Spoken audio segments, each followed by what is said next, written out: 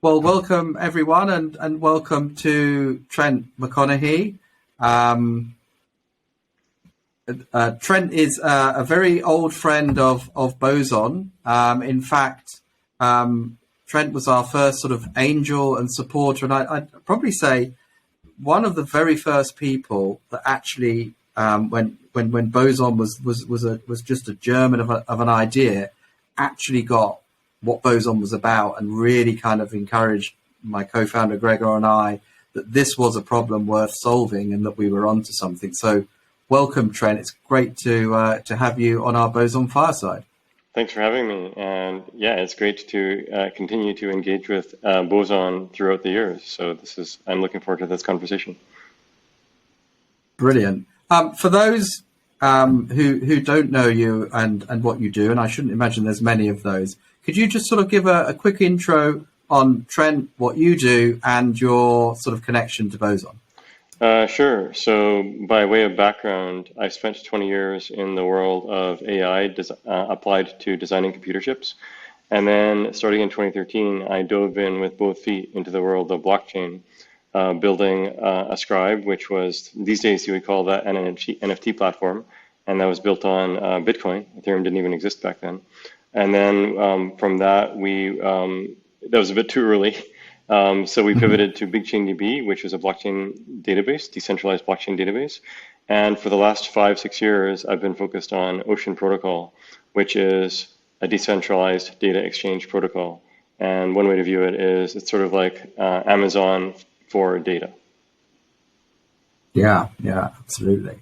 And you know, I would also add that quite a few years ago, I can remember when I was sort of studying I was doing a sort of a master's in blockchain, and you were very generous with your time. And in those days, it was very difficult to get any information on what is blockchain and decentralization. And you were very instrumental in me sort of jumping into the space full time. So thank you.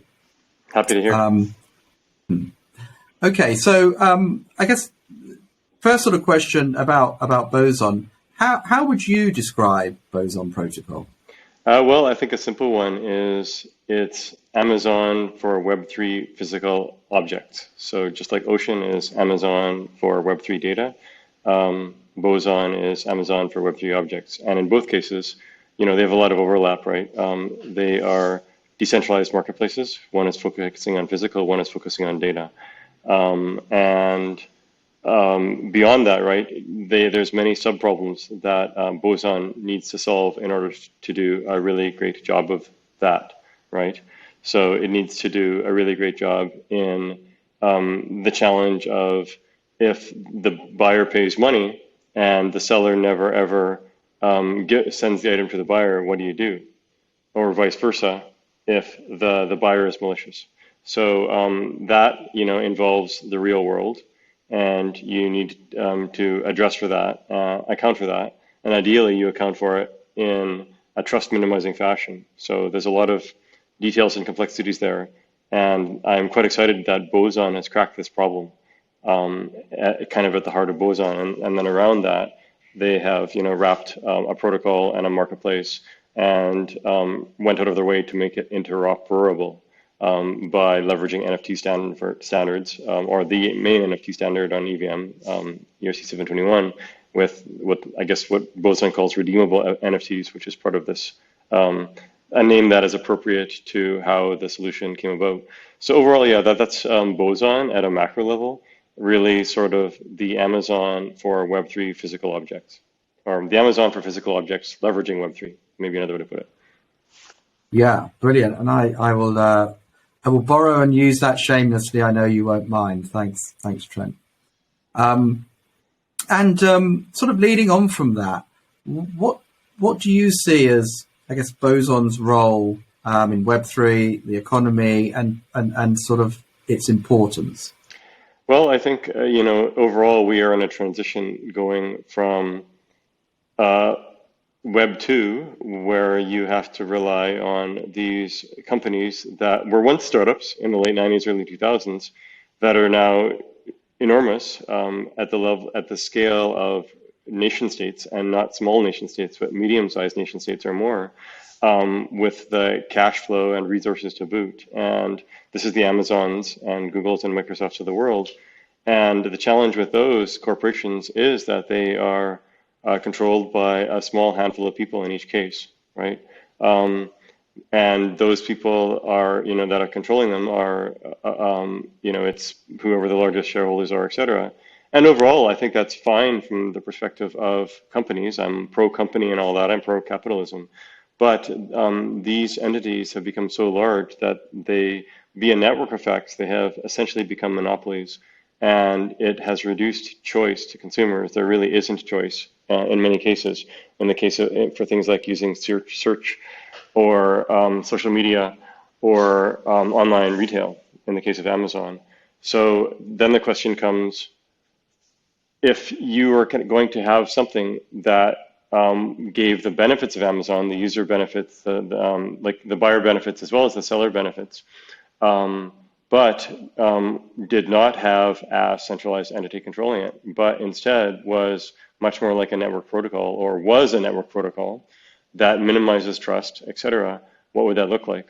And I see that Boson solves that specific problem. So for online retail, which connects sellers of physical goods to buyers of those goods, Boson is the name of the game, right? And I don't see any real competitors out there. I think it's partly because Boson was early, and partly because it's a really tough nut to crack.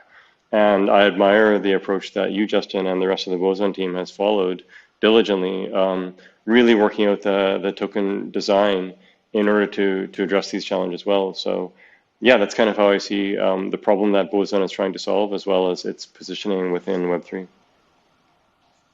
Well, yeah, thanks for that. And you know, as I mentioned, Trent, have been there since the beginning and given us, a huge amount of sort of input and help along the way. And I've enjoyed that R&D process. But coming out of that now and plugging in lots of partners and just working on implementation and stuff is quite refreshing from, being in, Miro board meetings and etc. So, yeah, we're ready to come out of stealth mode. So brilliant. And for you, what would you say is sort of the most interesting aspect of Boson personally? Actually, to be honest, there's a lot of interesting parts, right? Given that I spend so much time on Ocean Protocol, I like Boson is probably the greatest mirror to Ocean in many ways, and that's by design from you guys and from my interactions with you, both from the perspective of many of the ideas at the level of the marketplace, leveraging NFTs as sort of this these items that flow around at the marketplace level, to going one step up in the system to the system level design, where we came up with this Web3 sustainability loop that Boson happily adopted as a means for long-term sustainability of the ecosystem, including the protocol, people working on it, et cetera. So that to me is quite exciting. That it helps to be a validation to us at Ocean, where that we're not crazy. And of course, we've seen others playing with that too. But I think Boson was the most aggressive in adopting these. And of course, given that I really like doing token engineering and all that, drilling into sub blocks of Boson, especially around the dispute resolution aspect and so on, I think that stuff is really excellent to see. It's a sub problem that Ocean didn't have to solve, being much more fully atoms, whereas Boson is in the world, fully bits, whereas Boson includes the world of atoms necessarily. And what Boson did to go about solving that, and the solution itself, where there's many sort of decision matrix of like, okay, did this person act accordingly here? Did this person act accordingly here? And trying to automate that as much as possible, but at the same time recognizing that at the end of the day, you might need a human to do some of the dispute resolution. So I see it as a very pragmatic token engineering design to address that all. And I also think it's really great that Justin and the team, that you and the team have leveraged some of the best token engineers on the planet. Most notably Zargam and his team at Block Science. Yeah, absolutely. I think maybe if we were doing this in 5 years' time, all of this stuff would be written in textbooks and there'd be university courses, and you could kind of pick up all these skills. But when I got involved, I was hungry for that knowledge, and a lot of the stuff that you'd written, and in sort of Medium articles and the token engineering wiki, etc. I mean, these were the conceptual building blocks that, we talk about Web3 composability with protocols, but it starts with the ideas, right? And these conceptual building blocks that we didn't have to invent all of the kind of the concepts. We could assemble concepts into something like Boson, has been hugely important and also enjoyable, right? Reusing these conceptual Lego bricks to build new things. Yeah, and I think actually what you guys have developed will end up being, case studies in textbooks in the future too, right? Because it is such a well thought out protocol with a lot of sub problems to solve. And it will be in textbooks, probably not in just the Harvard business schools, but also the token engineering textbooks and the token engineering courses and so on, right? So that to me is quite exciting, right? It really is foundational work. And of course, like you mentioned before, there's the R&D side, but then there's the adoption side. And to see these early signs of traction is really promising. And of course, the name of the game is ubiquity. And so, I'm excited to see what the future holds in the next half year and the next several years. Brilliant. And so, I mean, if we look into the future then, and I guess sort of Web3, perhaps we could sort of start with a vision for Web3, and what would you see is the sort of potential for, I guess, Boson, but also protocols, such as Ocean, and, what's your vision as you look into the future? Well, I see that blockchain will be the rails that civilization is built on.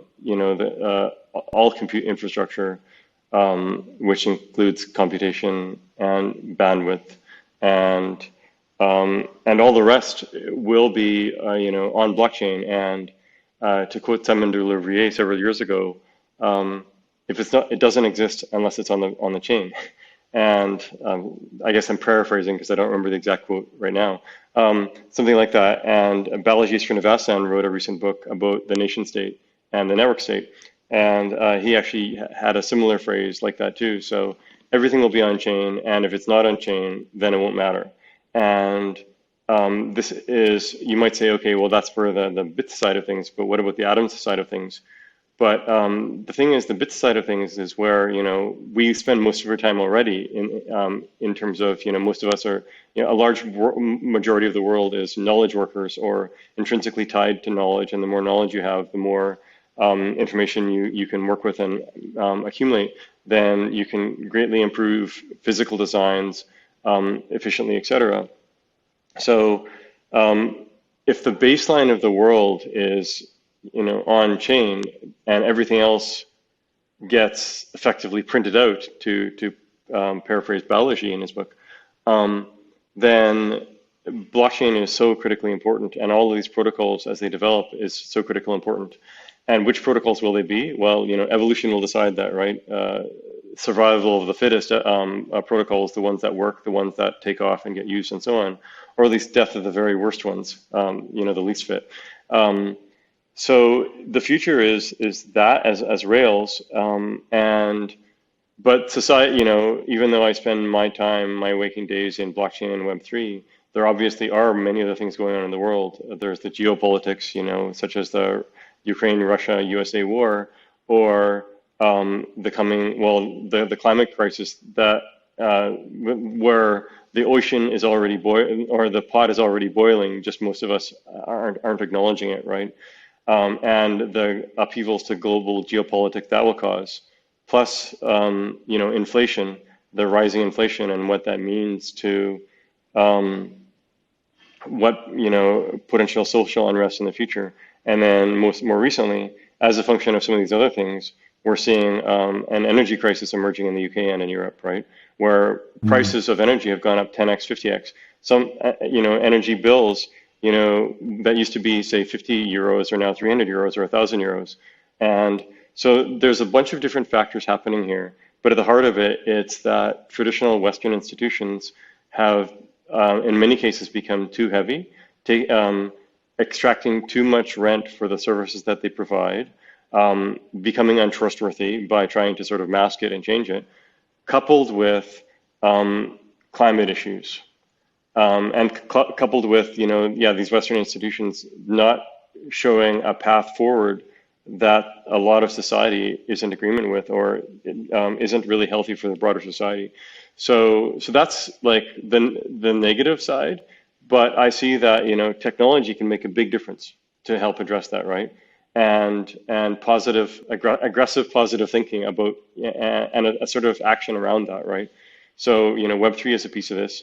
Other technologies too, right? There's a lot of great technologies around climate and energy that can make a big difference. So aggressive rollout of these, like, Germany, it's probably not a good idea for Germany to be turning back on coal plants and ignoring nuclear just because of politics, right? As an example. But there's a lot of other stuff of emerging technologies that are very exciting. And sort of same thing across the board. So what does the future hold? Web3 right now, it's got use cases around financial, especially, and some other that have gotten a lot of traction, and other nascent use cases such as Boson for Web3 retail commerce of physical objects, Ocean for commerce of digital objects and data, and many other use cases, of course. But as time goes on, we're going to see tighter and tighter coupling to the real world, and leveraging the tools developed with some of these early use cases, leveraging those for things of broader and broader scope, and hopefully also ultimately addressing some of the issues that we see in climate and global geopolitics and so on. So, these things are not divorced from each other. In one side there are problems, and on the other side with Web3 and other technologies, and positive assertive thinking, there are solutions.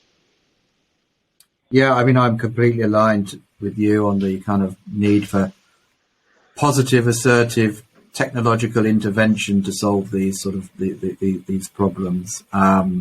You mentioned sort of institutions, and I'm actually in conversation with Professor Jason Potts, and who has written about this sort of institutional crypto economics, and looking to do some sort of research on what happens. Sort of my highest level thinking on Boson is what happens when all the world's physical assets are represented as tokens within a single searchable sort of blockchain database, if you like, and where the transaction costs for exchanging those are similar to TCP/IP for exchanging sort of data, or what happens then? That's like a fundamentally different type of world to the one where you've got these sluggish, siloed, monopolistic sort of institutions that are kind of grabbing these assets and then exchanging them.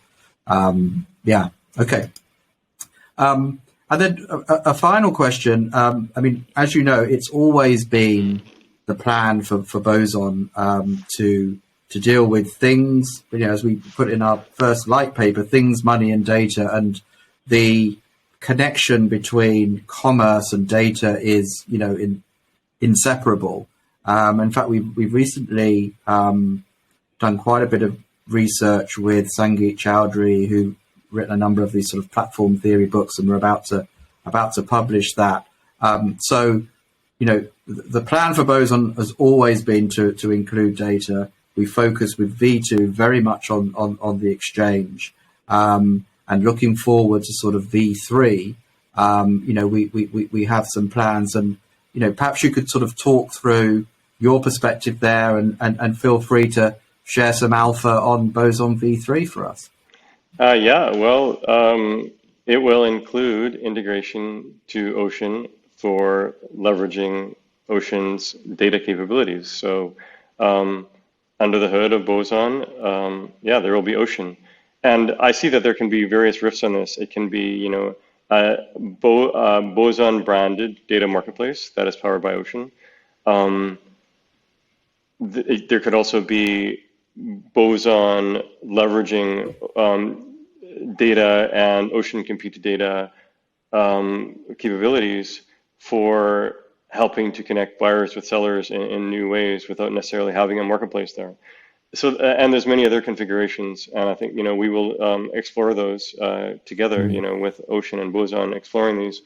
And, the most promising ideas are the ones that will see the light of day. So, yeah, I'm very excited for that, and it's the culmination of many years of collaboration and discussion.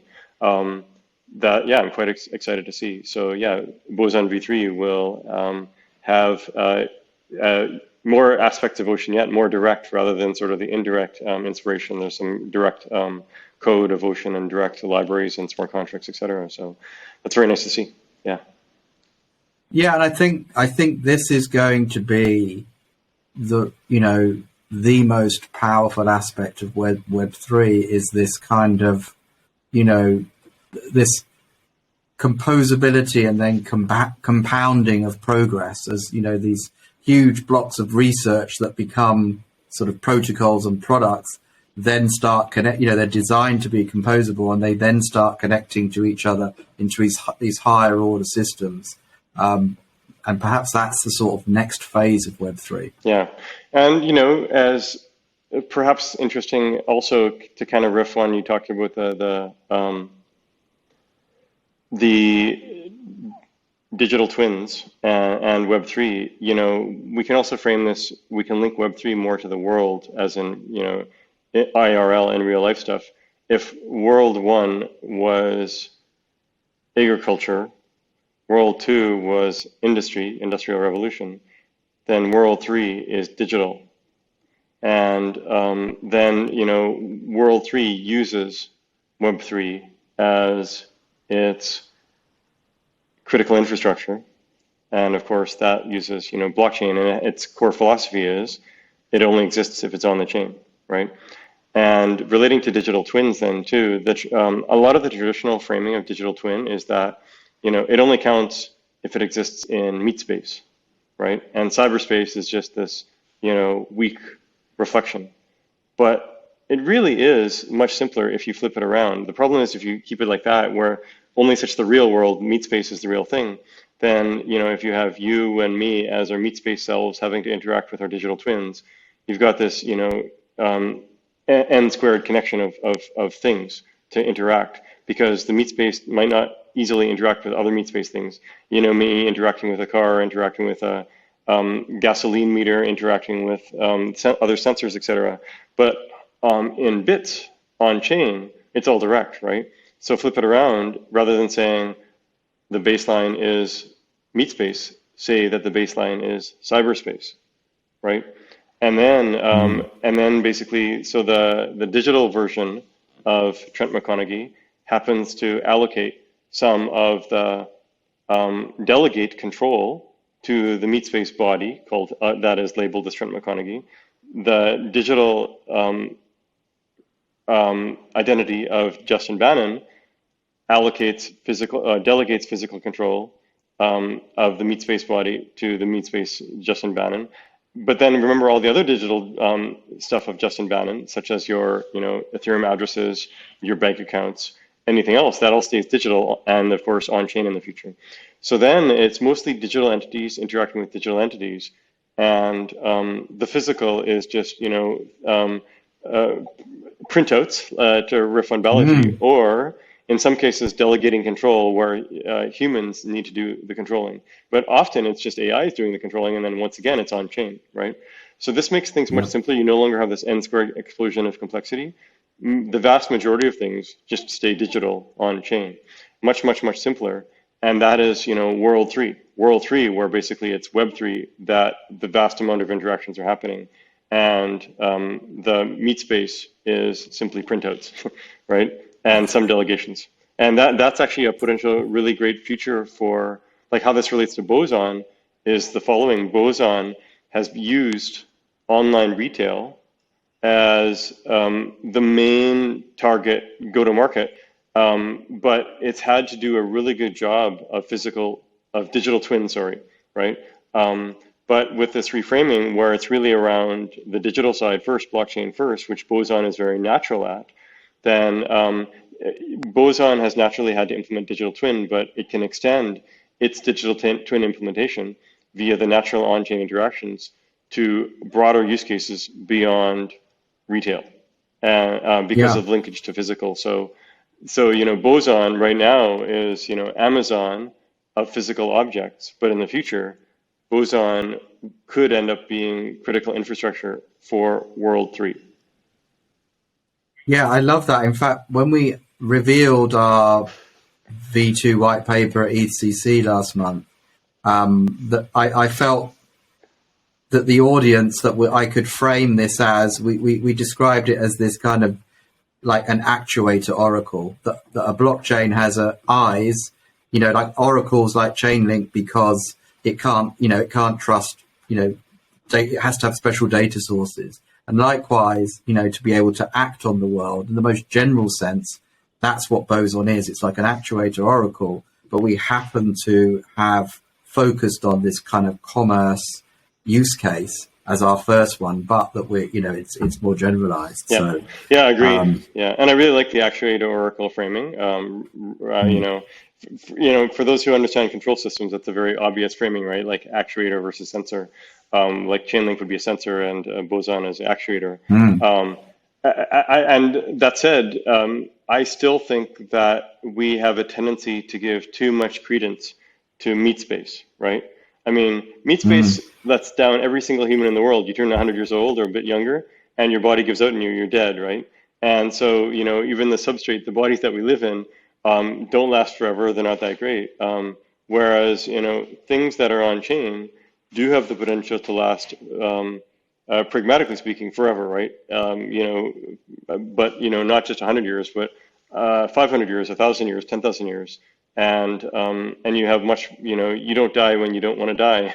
But it goes much beyond that. And overall, I think it's just much simpler conceptually too, right? So this is why, World 3 is digital, right? We can only truly be digital when we have the meat space powered by like highly interacting with Web3 via both sensor oracles and actuator oracles. So. Yeah.